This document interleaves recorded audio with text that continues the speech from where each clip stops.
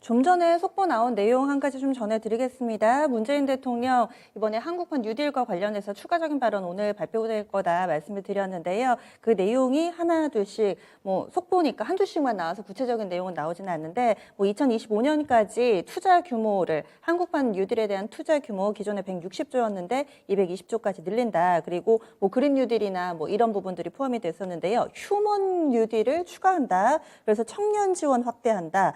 이 정도의 내용 지금 전해지고 있습니다. 아직까지 시장의 반응은 좀 제한적인 상황인데 어떻게 또 해석해 나갈지 함께 좀 보겠습니다. 빅픽처로 이어가 보죠. 토마토 투자클럽의 신기수 전문가입니다. 안녕하세요. 네, 안녕하세요. 신기수입니다. 네, 오늘의 주제 먼저 보겠습니다. 간밤 미국 증시 조정의 원인은 예상보다 높게 나왔던 소비자 물가지수 때문이다라고 분석하고 있습니다. 과연 인플레이션 우려 다시금 재부각되는 것인가 이야기 나눠보도록 하겠습니다. 첫 번째로 미국의 CPI, 그러니까 소비자 물가지수가 예상치를 상회했다고 하는데 예상은 어땠는지, 실제로 데이터 어땠는지 좀 비교해 보면서 이야기를 나눠볼까요? 네, 이제 6월 달에 CPI가 소비자 물가 지수가 전년 대비해 가지고 5.4%가 상승한 걸로 나왔습니다. 그러니까 5%가 넘었으니까 굉장히 높게 나온 거죠. 5월 달에 5.0% 나오면서 그것보다 높지는 않을 거다 그랬는데 그것보다 높게 나왔고요. 이거는 이제 2008년 이후에 가장 빠른 속도다 이렇게 지금 기록이 되고 있고, 전망치가 5% 정도인데 4.9% 막 이랬어요. 근데 그걸 또 이제 상회를 했기 때문에 이제 시장에서 살짝 충격이 좀 있는 것 같습니다. 여기에서 이제 에너지라든가 식료품 이걸 제외한 부분이 근원 CPI인데 이것도 지금 4.5%가 나왔어요. 이거는 이제 1991년 이후로 최고치까지 이제 올라간 거고, 이건 추정치가 3.8%였거든요. 그러니까 굉장히 좀 큰 폭으로 상회를 한 거죠. 그래서 이렇게 되면서 어제 이제 미국 시점물 국채 수익률 같은 경우에는 1.415%까지 이제 상승을 했는데, 이게 하루 만에 3.8% 상승한 겁니다. 상당히 이제 큰 폭으로 좀 상승을 했고, 근데 이제 그에 비해서 지수 변동은 크게 이제 없었던 것 같아요. 전부 다 0.5% 이하에서의 변동성을 줬기 때문에 큰 폭의 변동은 이제 없었는데요. 왜냐하면 이제 그 국채금리가 이제 그 그림을 잠깐 좀 보시면 아시겠지만, 국채금리가 상승은 했지만은 제가 이제 그간의 이 10년물 국채금리와 관련해 가지고는 선을 그어 가지고 이제 그림을 좀 꾸준히 좀 보여드렸었는데, 큰 폭의 상승에도 불구하고 그래도 요번에 이제 그 하회던 선들을 아직까지 건드리는 수준까지는 아니었죠.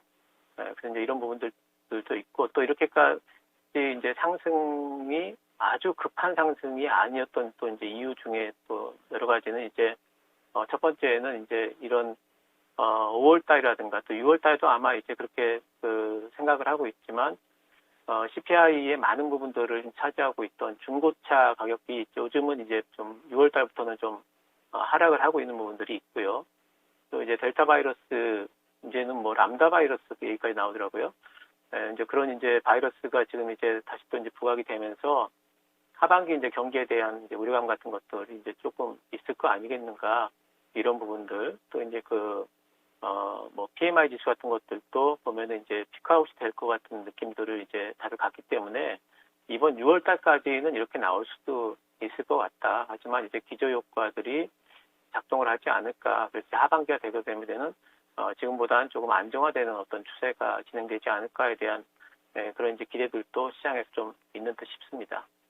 그 10년물 국채금리 차트요. 이 시간에 거의 매시간 소개를 해주셔서 눈에 상당히 익는데 위에 라인 두 개는 알겠거든요. 그래서 어느 정도 오르면은 한 1.5% 정도까지 괜찮고 그 상단으로 한 1.6까지 가면은 약간은 좀 위험 신호다 이렇게 설명을 해주셨는데, 아래쪽에 라인 우상향으로 그려놓은 그 라인은 뭔가요? 아래쪽 라인은 이제 상방으로 전개되는 이제 상승 추세를 나타내는 라인인데요. 그러니까 지금은 이제 그 라인 보시기가 해석하시기가 좀 이제 복잡하다 하시면은, 지금 상황에서는 1.5%를 넘어서면은 시장의 상방이 좀 제한될 거다. 그리고 1.6%를 넘어서면은 조정이 시작될 거다. 이런 식으로 그냥 단순하게 생각하셔도 될 것 같습니다. 알겠습니다. 그러면 소비자 물가지수 얘기로 다시 좀 이어가 보겠습니다. 현재 데이터, 그럼 인플레이션 우려를 자극할 만한 정도는 아니다. 이렇게 좀 보시는 거죠, 그럼? 지금 현재까지는 이제 그 시장의 반응이 이제 그렇게 읽히고 있는데, 이제 어제 같은 경우에 보면은 이제 사실 미국 시장이 장 초반에는 국채 금리도 저렇게까지 이제 급상승을 하지 않았어요. 근데 이제 그 장 중반에 이제 데일리 샌프란시스코 연은총재가 이제 올해 말이나 내년 초에 테이퍼링 시작이 가능하다라는 이제 발언을 하면서 저렇게 이제 연은총재들 발언이 있으면서 이제 그 국채 금리가 갑자기 이제 반등이 나왔는데요. 또 이제 어제 블러드 세인트루이스 연은총재도 테이퍼링을 조금 더 강하게 얘기했죠. 이 사람은 테이퍼링을 시작해야 되고 또 MBS 매입하는 것이 주택시장에 지금 과열을 불러일으키기 때문에 MBS 매입부터 일단 줄여야 된다라는 이제 그런 이제 발언을 하면서 이제 국채금리가 이제 튀어 올랐거든요. 제일 중요한 것은 이제 이번 주에 지금 진행될 파월의 이제 의회 증언이 중요할 것 같습니다. 이제 파월 의장 같은 경우에는 오히려 지금 델타 변이와 관련해 가지고 지금 이제 경기를 더 지원해야 된다는 입장을 밝힐 걸로 지금 시장에서는 오히려 이제 예상을 좀 하고 있고요. 또 지금까지 계속 이어왔던 파월의 인플레이션은 단기적이고 안정화될 거다. 그리고 아직까지 시장에 대한 지원은 지속돼야 된다는 부분에 있어서 기조가 바뀌지 않을 걸로 지금 시장은 예상을 하고 있는 것 같아요. 그래서 파월이 그렇게 얘기를 해준다면은 시장은 다시 또 이제 금리도 다시 소강 국면으로 접어들면서 시장은 빠르지는 않더라도 지속적인 어떤 상승세를 이어갈 걸로 보기 때문에 그 부분을 시장은 이제 어쨌든 파월의 입을 좀 지켜보자는 관망세를 좀 유지를 할 것 같고요. 만약에라도 근데 하지만 이제 파월 연준 의장이 어제 이번에 나왔던 6월달에 CPI를 보니까 조금은 테이퍼링에 관련된 입장을 논의를 시작해야 되겠다라는 얘기라든지 또는 좀 당겨야 되겠다라든지 이런 어떤 톤업이 된다면은 그러면 이제 금리부터 좀 반응이 나오겠죠. 그래서 이제 그런 부분들 보면 되는데 일단 제가 예상하는 거나 또는 시장의 이제 컨센을 보게 되면은 4월의 입장은 거의 변함이 없을 거다. 이런 이제 컨센들이 형성이 돼 있기 때문에 그런 예상대로라면은 시장은 이 부분과 관련해 가지고 큰 영향을 받지 않으면서 일단 7월은 보내지 않을까 이렇게 생각을 하고 있습니다. 네, 말씀해주신 이 파월 의장의 증언은 우리 시간으로 내일 새벽 1시에 예고가 돼 있네요. 이 부분 챙겨보겠습니다. 그리고 좀 업종 하나만 좀 체크를 할게요. 요즘에 2차 전지가 워낙에 좀 좋아가지고 신고가 내는 종목군들도 많고요. 지금 진입이 가능할까? 여기에 대해서는 어떤 시각이세요? 2차 전지 쪽이 지금 이제 이제 좋은 거는 이제 실적 때문에 좋죠. 지금 이제 글로벌 전기차 판매 비중이 계속 증가를 하고 있는데 그림을 잠깐 좀 준비를 해드렸어요. 보면은 이제 중국 전기차 판매 비중 추이가 이제 첫 번째로 나와 있는데요. 중국은 제일 먼저 전기차 쪽을 이제 양성했던 쪽이니까 계속해가지고 지금 전기차 판매 비중이 올라가고 있죠. 지금 현재 보면은 12%까지 지금 전기차 판매 비중이 올라가고 있습니다. 그리고 유럽 쪽을 볼까요? 유럽 쪽을 보게 되면은 유럽은 중국보다 좀 후발주자인데도 불구하고 중국보다 전기차 판매 비중이 더 높습니다. 이제 작년 같은 경우에는 18%까지 올라갔고요. 지금 이제 올해 살짝 빠졌지만은 그래도 15%대를 좀 유지를 하고 있는 것 같아요.